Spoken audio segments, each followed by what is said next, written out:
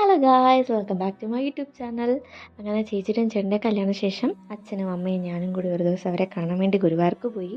ഗുരുവായൂർ ചെന്നിറങ്ങി ഞാൻ അടുത്തുള്ളൊരു റെസ്റ്റോറൻറ്റിൽ നിന്ന് ബ്രേക്ക്ഫാസ്റ്റ് കഴിച്ചിട്ട് അവിടുത്തെ മ്യൂസിയം കയറി കണ്ടു. പിന്നെ അവിടെ സ്റ്റേ ചെയ്ത സ്ഥലം കണ്ടിട്ട് നമ്മളെല്ലാവരും കൂടി തിരിച്ച് ചേട്ടൻ്റെ വീട്ടിലേക്ക് പോവാണ്. അവിടെ ചെന്നപ്പോഴേക്കും അങ്കിളും ആൻറ്റിയും പാചകത്തിൽ ഭയങ്കര ബിസി ആയിരുന്നു. അന്നത്തെ ഫുഡ് അങ്കിളിൻ്റെ വക സ്പെഷ്യൽ കൊഞ്ച് ബിരിയാണി ആയിരുന്നു. അതൊക്കെ ഉണ്ടാക്കുന്നത് കണ്ട് കുറച്ച് നേരം നിന്നിട്ട് അങ്കിളും ആൻറ്റിയും കുറച്ച് ഫ്രൂട്ട്സൊക്കെ തന്നു, അത് കഴിച്ചു. പിന്നെ അടുത്ത് നമ്മളൊരു സ്ഥലത്തേക്ക് പോവാണ്. അങ്ങനെ ഞങ്ങളെല്ലാവരും കൂടി അടുത്തുള്ള ആനക്കോട്ട അല്ലെങ്കിൽ എലിഫൻറ്റ് ക്യാമ്പ് കാണാനായിട്ട് പോയി. ഒരുപാട് ആനകളുണ്ടായിരുന്നു. അടുത്തുള്ള ഗുരുവായൂർ അമ്പലത്തിനും വേറെ പ്രദേശത്തുള്ള ക്ഷേത്രങ്ങൾക്കൊക്കെ വേണ്ടിയിട്ട് ആനകൾ പോകുന്നതൊക്കെ ഇവിടെ നിന്നാണ്. അങ്ങനെ ആനകളെ പരിചരിക്കുന്നൊരു സ്ഥലമായിട്ടായിരുന്നു അവിടെ. ഒരുപാട് നേരം ആനകളെ ഇങ്ങനെ നോക്കി നിന്ന് ആസ്വദിക്കാൻ പറ്റി. പിന്നെ അതിനിടയ്ക്ക് നമുക്കൊരു ഭാഗ്യം കിട്ടി, ആന കുളിക്കുന്ന കാണാൻ പറ്റി. അതിങ്ങനെ ആ വെള്ളത്തിൻ്റെ ആ ഇതനുസരിച്ച് ഇങ്ങനെ ഡാൻസൊക്കെ കളിച്ച് അതൊക്കെ കണ്ടിരിക്കാൻ ഒരുപാട് രസമായിരുന്നു. സമയം പോയതേ അറിഞ്ഞില്ല.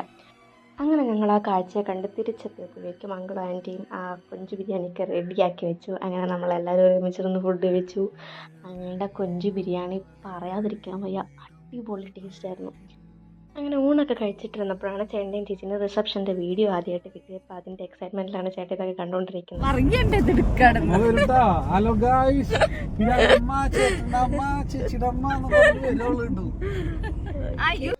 ബൈ ദ വേ, ഈ കമ്മൽ എനിക്ക് അനു ആൻറ്റി ചേട്ടൻ്റെ അമ്മ മേടിച്ചെന്നാ കേട്ടോ. അങ്ങനെ ഞങ്ങളെല്ലാവരും ഫാം വില്ലയിലേക്ക് എത്തി. അവിടെ ഒരുപാട് ബേർഡ്സും വെറൈറ്റി ആയിട്ടുള്ള അനിമൽസൊക്കെ ഉണ്ടായിരുന്നു. കൂടാതെ നമുക്ക് സ്നേക്സ്, കമീലിയൻ ഇതുപോലുള്ളതിനൊക്കെ നമുക്ക് കയ്യിലിങ്ങനെ ടച്ച് ചെയ്യാനും കയ്യിലിങ്ങനെ ഒരുപാട് നേരം വച്ചുതരികയും ചെയ്തു. അങ്ങനെ ഭയങ്കര എക്സൈറ്റിംഗ് ആയിട്ടുള്ളൊരു എക്സ്പീരിയൻസ് ആയിരുന്നു. അവിടുത്തെ കാഴ്ചകൾ കാണാം.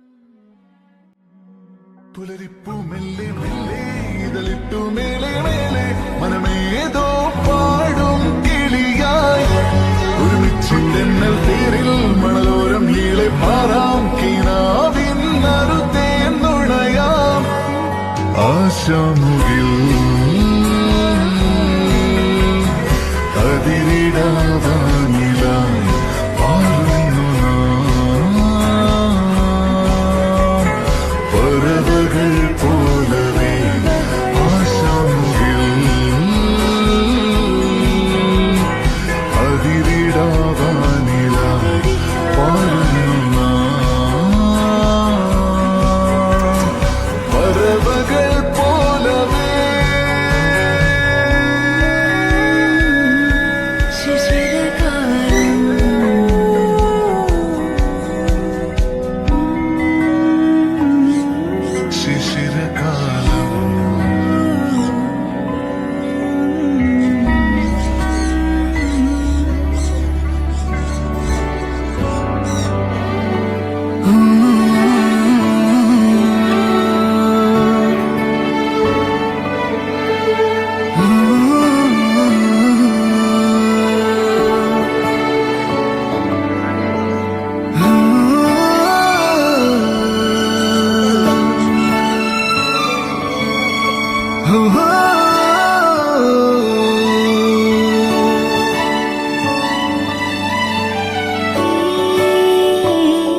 ശിശിരകാലം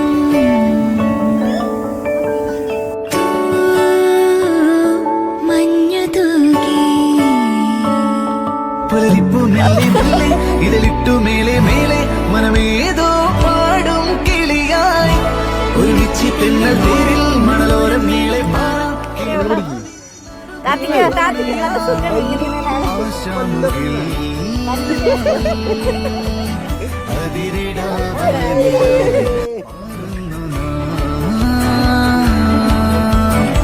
പറവകൾ പോലവേ ആശാമുകിൽ അതിരിടാവാനിലായി പാടുന്നു നാം പറവകൾ പോലവേ.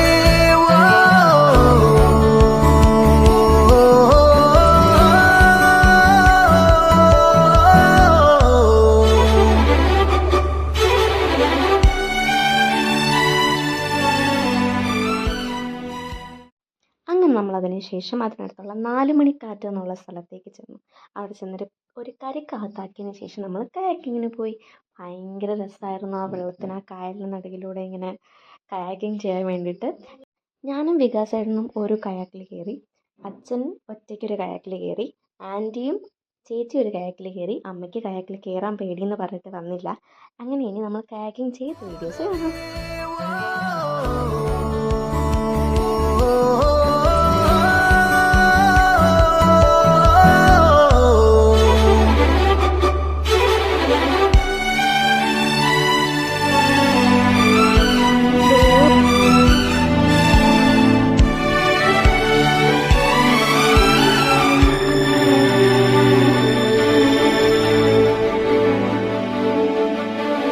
മഴവില്ലിനാലിഴമേഞ്ഞിടും അഴകിൻ കൂട് അതിലായിരം കനവോടിതാ കുറുകും പ്രാവ് തളിരിളം ചൂടിൽ അങ്ങനെ നമ്മൾ അവിടെ നടത്തി പോയത് ചാവക്കാട് ബീച്ചിലേക്കാണ്.